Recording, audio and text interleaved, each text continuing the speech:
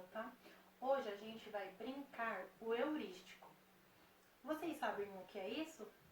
A gente vai precisar um pouco dos utensílios da mamãe, que são os utensílios que tem aí em casa, tipo funil, peneirinha, conchas, tá? Esses tipos de coisas, colherzinha, e também iremos precisar de um pouco de arroz, tá?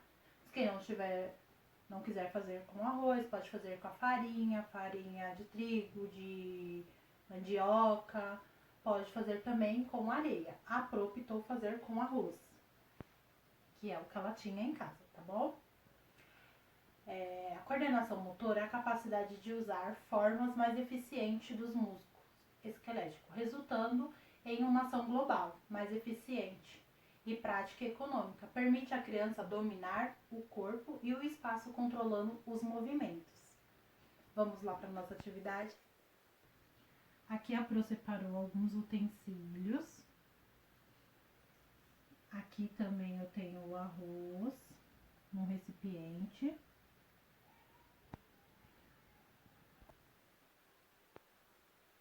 Com alguns utensílios dentro do pote de arroz.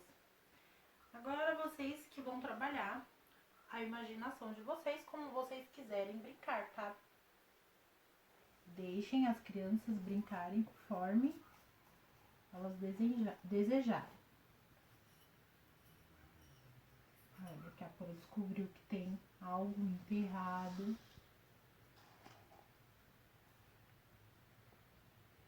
Aqui um funil. O que será que dá para montar com funil? Vamos pensar. Eu tenho uma peneira. Olha, a peneira tem furinhos. Será que dá para encaixar a colher? Deu certo.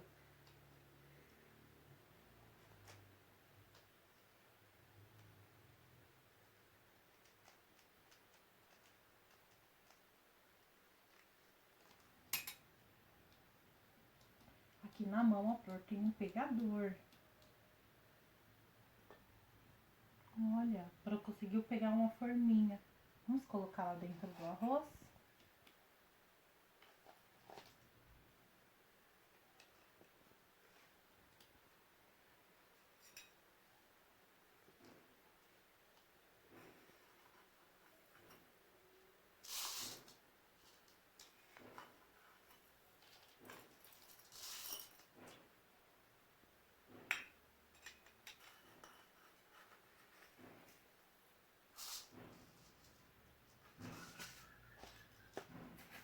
Aqui eu tenho outro funil de outra cor.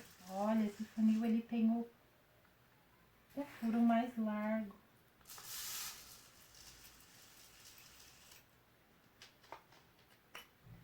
Bom, é isso a nossa atividade. Eu espero que vocês gostem e se divirtam.